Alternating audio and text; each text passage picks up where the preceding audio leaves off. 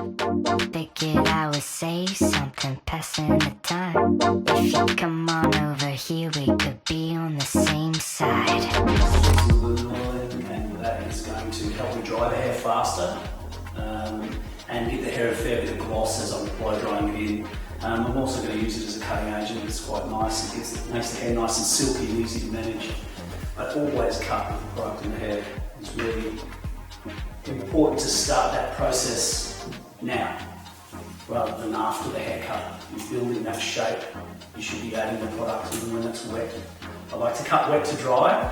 Today we're going to cut a bit of length off at the back and just slightly bring it down to on the same shape as the chin actually, so it's like a slightly longer at the front. So the angle coming off there is that jaw. So I want to replicate that down here. If it's too steep, it's not going to look right. If it's flat, I'm just going to square it off. I really want to just come in and complement that face shape with that. And we're going to cut a fringe in. But we're going to also bevel it out so it's not so blocky and triangular. I want to break it up, graduate it slightly, free it up. It's fine hair with a lot in it, so it's quite dense, which is great. It's beautiful hair. It's nice, shiny, silky. It's just a lot of it.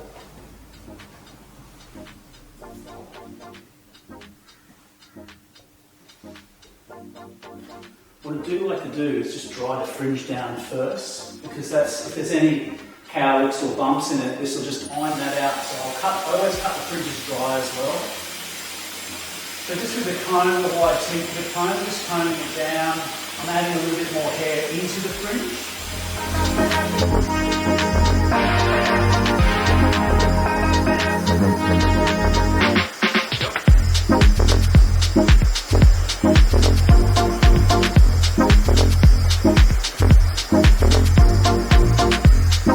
See, as the hair's drying, that colour's really coming out, it's lightening up, it's beautiful.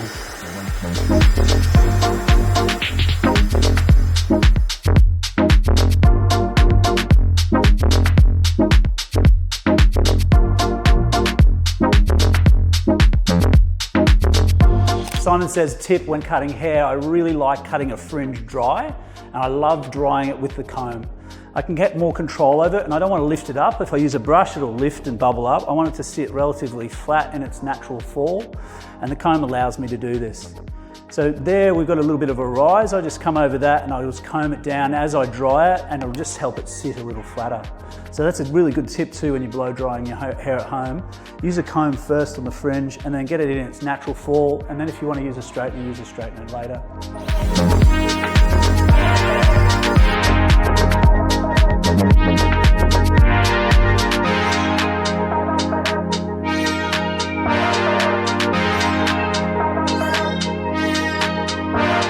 On the fringe. What I like to do with the fringe is rough it in first, wide teeth of the comb again, and I feed the hair, the scissors are closed. I pick the hair up.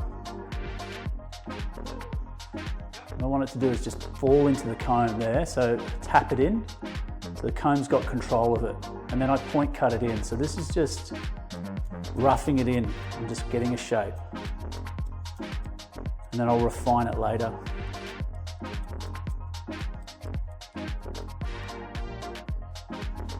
I'm going to come out to this section here, again scissors closed, pick up all of that hair,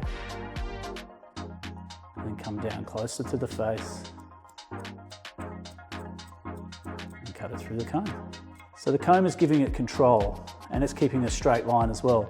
What I can do is be straight in the middle and come down out here so I get a convex or concave fringe, or I could pick it up like that, and that would totally round that off. We could square it. So this is basically cutting your line. You're not doing it through your fingers, you're doing it through the comb. Just find a great way to cut fringes. Again, we're going to pick it all up, feed it into the comb, make sure you've got control, it's in the back of the comb, so I tap it in, I've got control of that hair.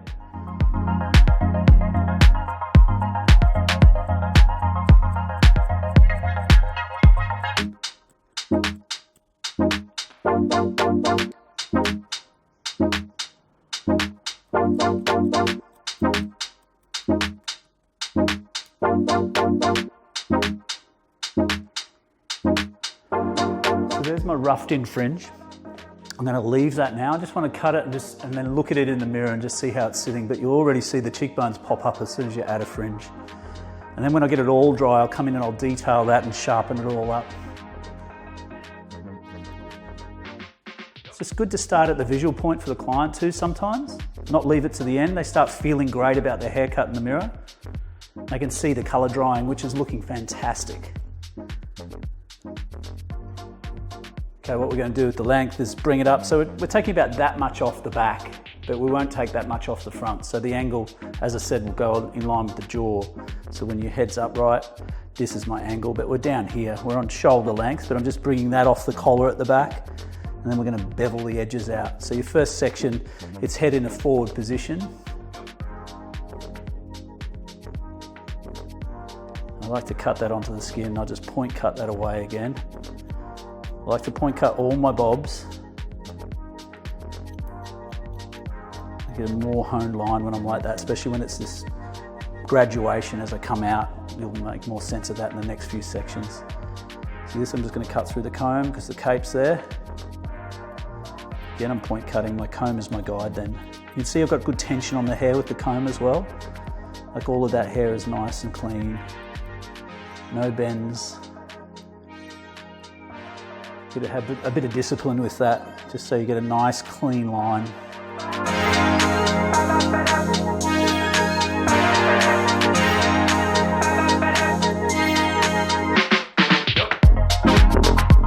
All right, we're going to travel around into the sides now. So I'm up to here, and this next section, every section's parallel to the one before, and I stay on that same path. And what it mirrors is this. So as you go up, your sections are the same, and then your cutting line is the same. So they're the rules I have to stick by. I think you've got to have rules. You know, we're all creatives, but I just think that having a system and thinking it out, especially with the bob, it's really important to have your system in place. So what we're doing with these sections, we're going to elevate them out slightly, and that's going to start a little bit of a graduation process. So I can see my line through here, and then I'm just going to point cut that in. So I'm 2-3 fingers off the hairline now, and I'm still point cutting. Coming out to that next section. Manageable sections. Picking the whole thing up, and as I move across, I'm going to just drop my hand position a little bit more as I move forward. So I'm not out as high as that first middle section. And then I'm going to change the head position, and I'm just going to move it away from me. So what I like to do, ears get in the way of everything. So I like to either split them like this and then work behind the ear, then borrow a piece of that and then work in front of the ear. Or we could come in here, cut it through the comb, like that, parallel to that, push on here so I get a little bit of slack over the ear and then cut that in. So they're your two options. I'll do option 1 first. Splitting it in the middle of the ear, coming down in behind the ear, combing the hair nice and tight. Just a slight elevation.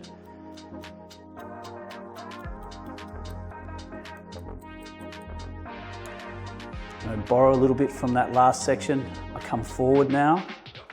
I need the chin up and then across, yeah? So the head's always away from me. If you drop the chin, you're not going to have a nice solid line through there. Make sure it's nice and flat. The ear's not in the way.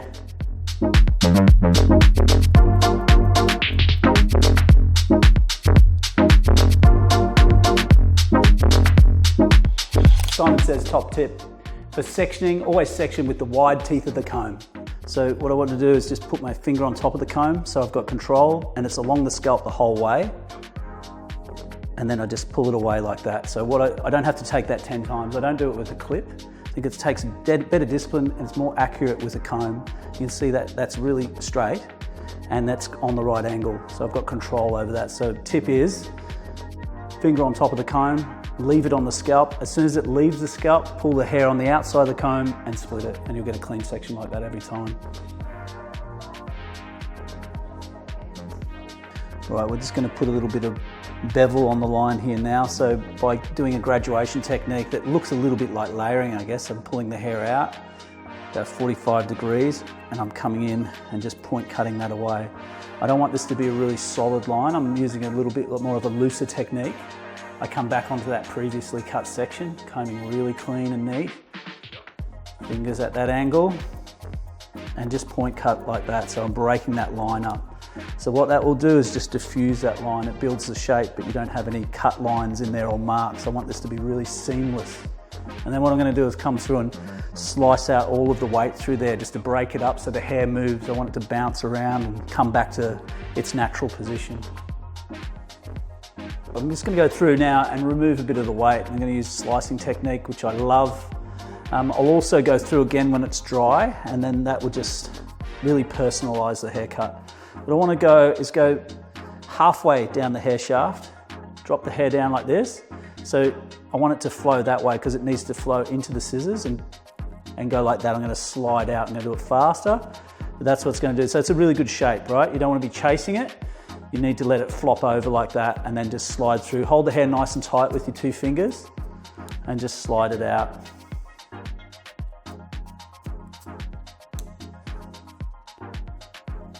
Working through in the same manner as I did that bit of graduation, but I'm just sliding through a little bit deeper, and that's taking that last third of the hair, it's thinning that out, and giving it some texture.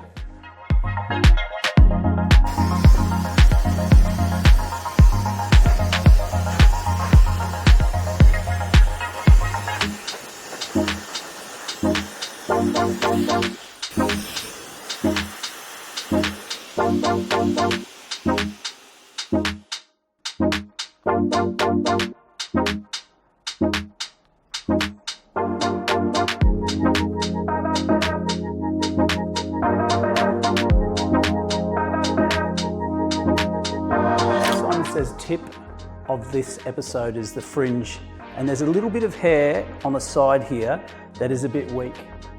And when I say a bit weak, it's that it doesn't fall into this line. That generally happens is that finer hair just at the side of the fringe. So I've done a little V section here first and I roughed it in, and all I want to do is add this hair in now. The difference is amazing. What it does is opens this portion of the face. At the moment it's a bit closed in. I want that cheekbone to pop out a little bit. So what I'm going to do is just freehand, I'm going to come in here and I come up. I'm just going to point that off like that. By adding that little slither of hair, we're going to get a bit of cheekbone, which is, you know, who doesn't want that? You can just see that's opened it up there, just come out that little bit wider and it's more distinct there into the bob.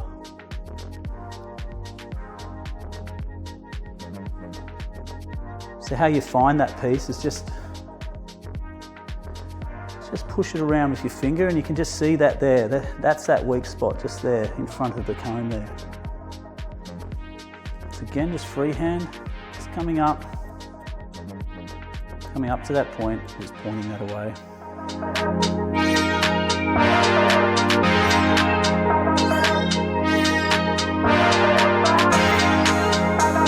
You don't have to talk to your client about doing it or even get permission because they're going to see a result straight away.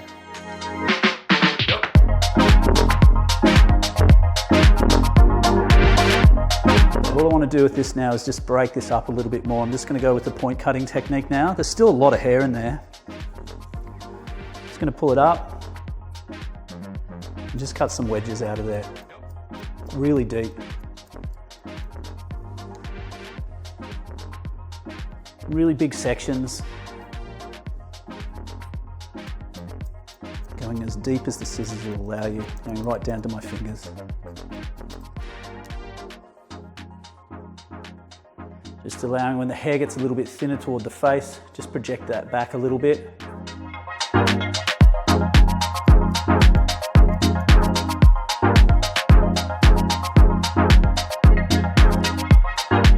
You just see those little ends that I put the tips in there. You can just see it's a little bit lighter toward that front of the hairstyle, which I really love around there. It just pops around the face.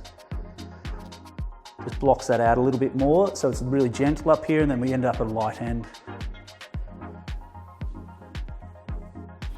Simon says, I want some volume spritz.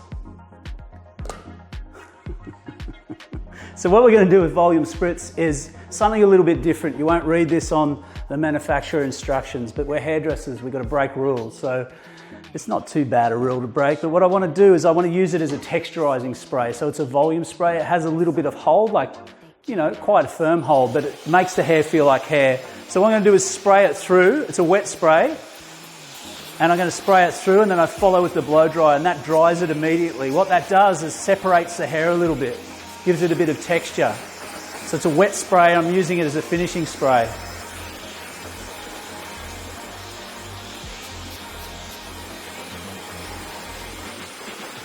Just by blasting it through, you'll get that texture happening. What we've all done with the scissors and the slicing through there.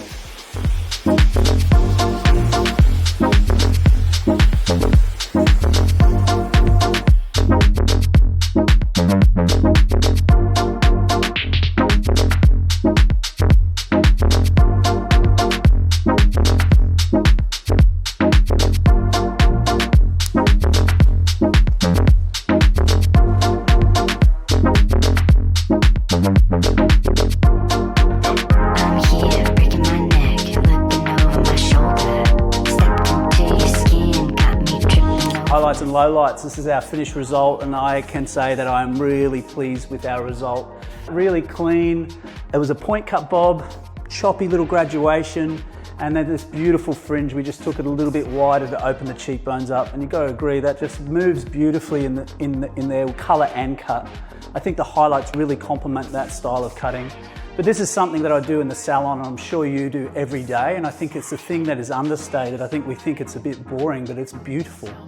I think if we stick to those things and then just pick them up that little bit more, your client is going to love you and come back forever. Thanks for watching this episode. It's been great, great makeover, great model. Thank you.